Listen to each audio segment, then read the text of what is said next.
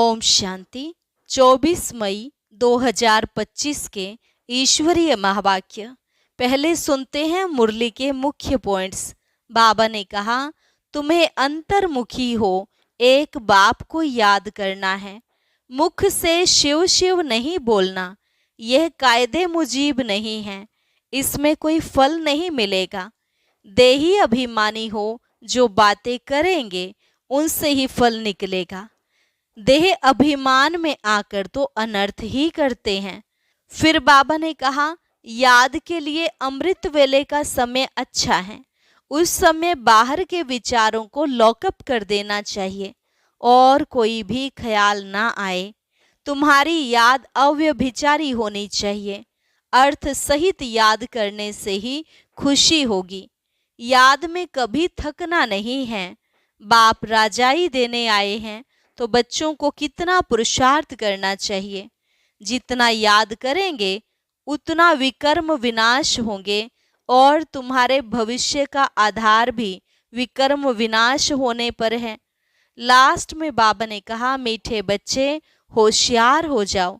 अगर अब नहीं पढ़ेंगे तो फिर जब रिजल्ट निकलेगा तो मुंह नीचे हो जाएगा। फिर समझेंगे हमने कितना समय वेस्ट किया। इसलिए व्यर्थ ख्यालातों में टाइम वेस्ट नहीं करो। परंतु किसकी तकदीर में नहीं है तो ईश्वर तदबीर भी क्या करेंगे। और अब सुनते हैं महावाक्यों को विस्तार से।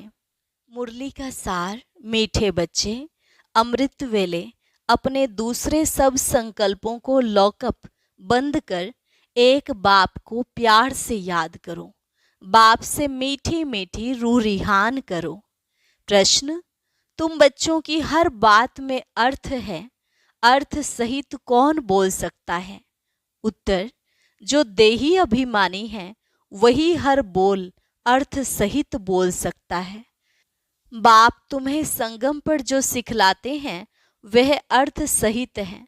देह अभिमान में आकर मनुष्य जो कुछ बोलते हैं वह सब अर्थ के बिना अनर्थ है। उससे कोई फल नहीं निकलता, फायदा नहीं होता। गीत, नयनहीन को राह दिखाओ प्रभु। ओम शांति। यह सब गीत आदि हैं भक्ति मार्ग के। तुम्हारे लिए गीतों की दरकार नहीं, कोई तकलीफ की बात नहीं। भक्ति मार्ग में तो तकलीफ बहुत है। कितनी रस्म रिवाज चलती है, ब्राह्मण खिलाना, यह करना, तीर्थों आदि पर बहुत कुछ करना होता है। यहाँ आकर सब तकलीफों से छुड़ा देते हैं। इसमें कुछ भी करना नहीं है। मुख से शिव शिव नहीं बोलना है, यह कायदे मुजीब नहीं, इनसे कोई फल नहीं मिलेगा। बाप कहते हैं, यह अंदर में समझना है, मैं आत्मा हूँ। बाप ने कहा है हमको याद करो।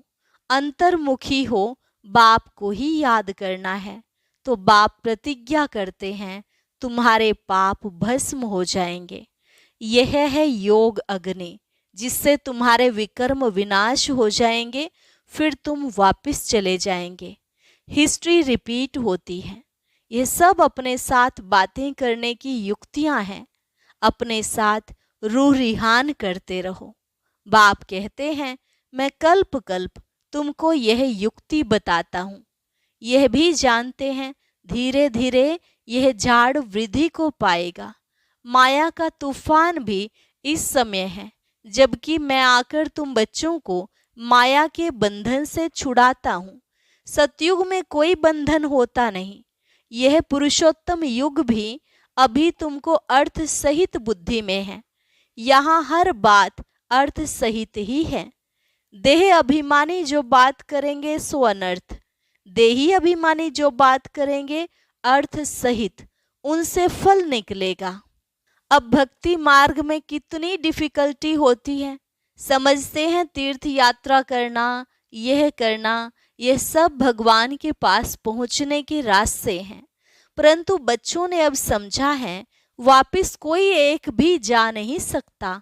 पहले नंबर में जो विश्व के मालिक लक्ष्मी नारायण थे, उनके ही 84 जन्म बता देते हैं। तो फिर और कोई कैसे छूट सकता। सब चक्र में आते हैं तो कृष्ण के लिए कैसे कहेंगे कि वह सदैव कायम है ही है। हाँ, कृष्ण का नाम रूप तो चला गया, बाकी आत्मा तो है ही किस न किस रूप में। यह सब बातें बच्चों को बाप ने आकर समझाई हैं। यह पढ़ाई है, स्टूडेंट लाइफ में ध्यान देना है। रोजाना टाइम मुकर्रर कर दो अपना चार्ट लिखने का। व्यापारी लोगों को बहुत बंधन रहता है, नौकरी करने वालों पर बंधन नहीं रहता। वे तो अपना काम पूरा किया खलास। व्यापारियों के पास तो कभी ग्राहक आए तो सप्लाई करना पड़े, बुद्धि योग बाहर चला जाता है। तो कोशिश कर अपना समय निकालना चाहिए। अमृत वेले का समय अच्छा है, उस समय बाहर के विचारों को लॉकअप कर देना चाहिए। कोई भी ख्याल ना आए, बाप की याद रहे, बाप की महिमा में लिख देना चाहिए। बाबा ज्ञान का सागर है, पतित पावन है। बाबा हमको विश्व का मालिक बनाते हैं, उनकी श्रीमत पर चलना है। सबसे अच्छी मत मिलती है मन मना भव, दूसरा कोई बोल न सके। कल्प कल्प यह मत मिलती है तमो प्रधान से सतो प्रधान बनने की। बाप सिर्फ कहते हैं माँ में कम याद करो। इसको कहा जाता है वशीकरण मंत्र। अर्थ सहित याद करने से ही खुशी होगी। बाप कहते हैं अव्यभिचारी याद चाहिए। जैसे भक्ति में एक शिव की पूजा अव्यभिचारी है, फिर व्यभिचारी होने से अनेकों की भक्ति करते हैं। पहले थी अद्वैत भक्ति, एक की भक्ति करते थे। ज्ञान भी उस एक का ही सुनना है। तुम बच्चे जिसकी भक्ति करते थे वह स्वयं तुम्हें समझा रहे हैं, मीठे मीठे बच्चे अभी मैं आया हूँ। यह भक्ति कल्ट अभी पूरा हुआ। तुमने ही पहले पहले एक शिव बाबा का मंदिर बनाया। उस समय तुम अव्यभिचारी भक्त थे, इसलिए बहुत सुखी थे। फिर व्यभिचारी भक्त बनने से द्वैत में आ गए, तब थोड़ा दुख होता है। एक बाप तो सबको सुख देने वाला है ना। बाप कहते हैं मैं आकर तुम बच्चों को मंत्र देता हूँ। मंत्र भी एक का ही सुनो। यहाँ देहधारी कोई भी नहीं। यहाँ तुम आते ही हो बाप दादा के पास। शिव बाबा से ऊंच कोई है नहीं, याद भी सब उसको करते हैं। भारत ही स्वर्ग था, लक्ष्मी नारायण का राज्य था। उनको ऐसा किसने बनाया जिसकी तुम फिर पूजा करते हो? किसको पता नहीं महालक्ष्मी कौन है, महालक्ष्मी का आगे जन्म कौन सा था? तुम बच्चे जानते हो वह है जगत अम्बा। तुम सब माताएं हो, वंदे मातरम। सारे जगत पर ही तुम अपना दांव जमाती हो। भारत माता कोई एक का नाम नहीं। तुम सब शिव से शक्ति लेते हो, योग बल से। शक्ति लेने में माया इंटरफेयर करती है। युद्ध में कोई अंगूरी लगाते हैं तो बहादुर हो लड़ना चाहिए। ऐसे नहीं कोई ने अंगूरी लगाई और तुम फंस पड़ो। यह है ही माया की युद्ध। बाकी कोई कौरव और पांडवों की युद्ध है नहीं, उनकी तो आपस में युद्ध है। मनुष्य जब लड़ते हैं तो 1-2 गज जमीन के लिए गला काट देते हैं।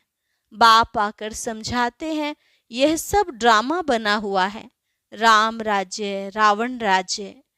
अभी तुम बच्चों को यह ज्ञान है कि हम राम राज्य में जाएंगे, वहां अथाह सुख है। नाम ही है सुख धाम, वहां दुख का नाम निशान नहीं होता। अब जबकि बाप आए हैं ऐसी राजाई देने, तो बच्चों को कितना पुरुषार्थ करना चाहिए। घड़ी घड़ी कहता हूँ बच्चे थको मत, शिव बाबा को याद करते रहो। वह भी बिंदी है, हम आत्मा भी बिंदी हैं। यहाँ पार्ट बजाने आए हैं, अब पार्ट पूरा हुआ है। अब बाप कहते हैं मुझे याद करो तो विकर्म विनाश होंगे। विकर्म आत्मा पर ही चढ़ते हैं ना, शरीर तो यहाँ खत्म हो जाएंगे। कई मनुष्य कोई पाप कर्म करते हैं तो अपने शरीर को ही खत्म कर देते हैं, परंतु इससे कोई पाप उतरता नहीं है। पाप आत्मा कहा जाता है।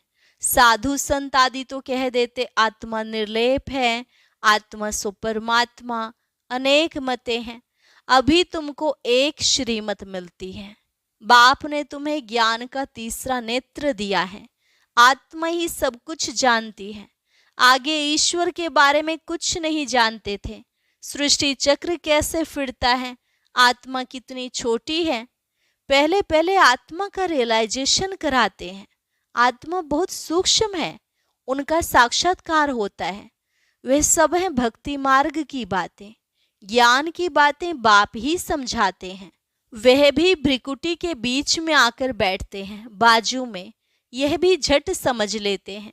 ये सब है नई बातें जो बाप ही बैठकर समझाते हैं। यह पक्का याद कर लो, भूलो नहीं। बाप को जितना याद करेंगे उतना विकर्म विनाश होंगे। विकर्म विनाश होने पर ही आधार है तुम्हारा भविष्य का। तुम बच्चों के साथ साथ भारत खंड भी सबसे सौभाग्यशाली है। इन जैसा सौभाग्यशाली दूसरा कोई खंड नहीं है। यहाँ बाप आते हैं। भारत ही हेवन था, जिसको गार्डन ऑफ अल्लाह कहते हैं। तुम जानते हो बाप फिर से भारत को फूलों का बगीचा बना रहे हैं। हम पढ़ते ही हैं वहां जाने के लिए, साक्षात्कार भी करते हैं, यह भी जानते हैं कि यह वही महाभारत लड़ाई है। फिर ऐसी लड़ाई कभी लगती नहीं है। तुम बच्चों के लिए नई दुनिया भी जरूर चाहिए। नई दुनिया थी ना, भारत स्वर्ग था। 5000 वर्ष हुए, लाखों वर्ष की तो बात ही नहीं। लाखों वर्ष होते तो मनुष्य अनगिनत हो जाएं। यह भी कोई की बुद्धि में नहीं बैठता कि इतना हो कैसे सकता, जबकि इतनी आदमशुमारी नहीं है। अभी तुम समझते हो, आज से 5000 वर्ष पहले हम विश्व पर राज्य करते थे और कोई खंड नहीं थे। वह होते हैं बाद में। तुम बच्चों की बुद्धि में यह सब बातें हैं और किसकी बुद्धि में बिल्कुल नहीं है। थोड़ा भी इशारा दो तो समझ जाएं, बात तो बरोबर है। हमारे पहले जरूर कोई धर्म था। अभी तुम समझा सकते हो कि एक आदि सनातन देवी देवता धर्म था, वह प्राय लोप हो गया है। कोई अपने को देवता धर्म के कह नहीं सकते। समझते ही नहीं कि हम आदि सनातन देवी देवता धर्म के थे। फिर वह धर्म कहाँ गया, हिंदू धर्म कहाँ से आया, कोई का भी इन बातों में चिंतन नहीं चलता है। तुम बच्चे समझा सकते हो, बाप तो है ज्ञान का सागर, ज्ञान की अथॉरिटी, तो जरूर आकर ज्ञान सुनाया होगा। ज्ञान से ही सद्गति होती है, इसमें प्रेरणा की बात नहीं। बाप कहते हैं जैसे अब आए हैं वैसे कल्प कल्प आता हूँ। कल्प बाद भी आकर फिर सब बच्चों से मिलेंगे। तुम भी ऐसे चक्र लगाते हो, राज्य लेते हो फिर गंवाते हो। यह बेहद का नाटक है। तुम सभी एक्टर्स हो। आत्मा एक्टर होकर क्रिएटर डायरेक्टर मुख्य एक्टर को न जाने तो वह क्या काम की। तुम बच्चे जानते हो कैसे आत्मा शरीर धारण करती है और पार्ट बजाती है। अब फिर वापस जाना है। अब इस पुरानी दुनिया का अंत है। कितनी सहज बात है। तुम बच्चे ही जानते हो बाबा कैसे गुप्त बैठे हैं। गोदरी में करतार देखा, अब देखा कहें या जाना कहें, बात एक ही है। आत्मा को देख सकते हैं परंतु उससे कोई फायदा नहीं है। कोई को समझ में आ न सके। नौदा भक्ति में बहुत साक्षात्कार करते थे। आगे तुम बच्चे भी कितने साक्षात्कार करते थे, बहुत प्रोग्राम आते थे। फिर पिछाड़ी में यह खेल पाल तुम देखेंगे। अब तो बाप कहते हैं पढ़कर होशियार हो जाओ। अगर नहीं पढ़ेंगे तो फिर जब रिजल्ट निकलेगी तो मुंह नीचे हो जाएगा। फिर समझेंगे हमने कितना समय वेस्ट किया। जितना जितना बाप की याद में रहेंगे, याद के बल से पाप मिट जाएंगे। जितना बाप की याद में रहेंगे उतना खुशी का पारा चढ़ेगा। मनुष्यों को यह पता नहीं है कि भगवान को क्यों याद किया जाता है। कहते भी हैं तुम मात पिता हम बालक तेरे, अर्थ नहीं जानते। अभी तुम जानते हो। शिव के चित्र पर समझा सकते हो। यह ज्ञान का सागर पतित पावन है, उनको याद करना है। बच्चे जानते हैं वही बाप आया है सुख घनेरे का रास्ता बताने। यह पढ़ाई है, इसमें जो जितना पुरुषार्थ करेगा उतना ऊंच पद पाएगा। यह कोई साधु संत आदि नहीं जिसकी गद्दी चली आई हो, यह तो शिव बाबा की गद्दी है। ऐसे नहीं यह जाएगा तो दूसरा कोई गद्दी पर बैठेगा, बाप तो सबको साथ ले जाएंगे। कई बच्चे व्यर्थ ख्यालातों में अपना समय वेस्ट करते हैं, सोचते हैं खूब धन इकट्ठा करें, पुत्र पोत्रे खाएंगे, बाद में काम आएगा, बैंक लॉकर में जमा करें, बाल बच्चे खाते रहेंगे। परंतु किसको भी गवर्नमेंट छोड़ेगी नहीं, इसलिए उसका जास्ती ख्याल न कर अपनी भविष्य कमाई में लग जाना चाहिए। अब बच्चों को पुरुषार्थ करना है, ऐसे नहीं कि ड्रामा में होगा तो करेंगे। पुरुषार्थ बिगर खाना भी नहीं मिलता, परंतु किसकी तकदीर में नहीं है तो फिर ऐसे ऐसे ख्यालात आ जाते हैं। तकदीर में ही नहीं है तो फिर ईश्वर तदबीर भी क्या करेंगे। जिनकी तकदीर में है वह अच्छी रीति धारण करते और कराते हैं। बाबा तुम्हारा टीचर भी है, गुरु भी है, तो उनको याद करना चाहिए। सबसे प्रिय बाप, टीचर और गुरु ही होते हैं, उनको तो याद करना चाहिए। बाबा युक्तियां तो बहुत बतलाते हैं, तुम साधु संत आदि को भी निमंत्रण दे सकते हो।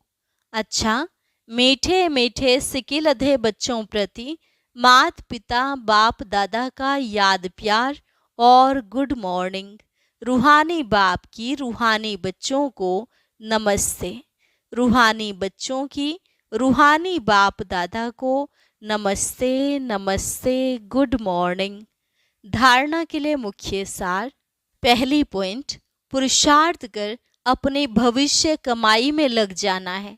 ड्रामा में होगा तो कर लेंगे, यह कहकर पुरुषार्थहीन नहीं बनना है।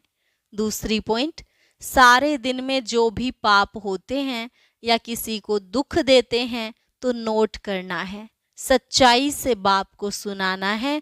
साफ दिल बन एक बाप की याद से सब हिसाब चुकतू करने हैं। वरदान, ताज और तख्त को सदा कायम रखने वाले निरंतर स्वतः योगी भव। ताज और तख्त को सदा कायम रखने वाले निरंतर स्वतः योगी भव। वर्तमान समय बाप द्वारा सभी बच्चों को ताज और तख्त मिलता है। अभी का यह ताज व तख्त अनेक जन्मों के लिए ताज तख्त प्राप्त कराता है। विश्व कल्याण की जिम्मेवारी का ताज और बाप दादा का दिल तख्त सदा कायम रहे तो निरंतर स्वतः योगी बन जाएंगे। उन्हें किसी भी प्रकार की मेहनत करने की बात नहीं, क्योंकि एक तो संबंध समीप का है और दूसरा प्राप्ति अखुट्ट है। जहाँ प्राप्ति होती है वहाँ स्वतः याद होती है। स्लोगन, प्लेन बुद्धि से प्लान को प्रैक्टिकल में लाओ तो सफलता समाई हुई है। प्लेन बुद्धि से प्लान को प्रैक्टिकल में लाओ तो सफलता समाई हुई है। अच्छा, ओम शांति। अब आज का अव्यक्त इशारा और ज्ञान मोती भी अवश्य सुने।